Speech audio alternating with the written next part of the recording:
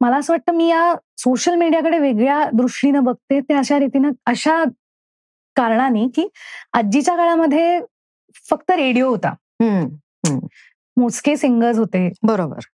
मोजके कंपोजर्स होते आणि ते जे तो एक कार्यक्रम लागायचा त्याच्यावरनं ती सगळी भावगीतं पोचायची आणि मग ती हिट व्हायची. हो.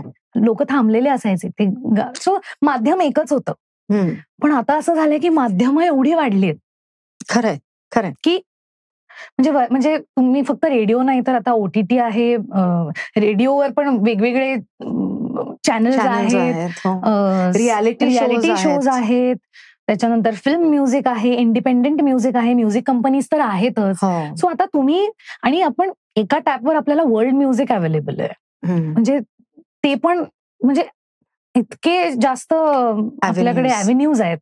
सो कॉम्पिटिशन पण खूप वाढली आहे आणि त्याच्यामधनं तरणं म्हणजे जितकं सोपं झालंय लोकांपर्यंत पोहोचणं, पण खरंच तरणं हे पण तेवढंच आवश्यक आहे. म्हणजे ती लॉन्जेटिव्हिटी पण आवश्यक आहे ना.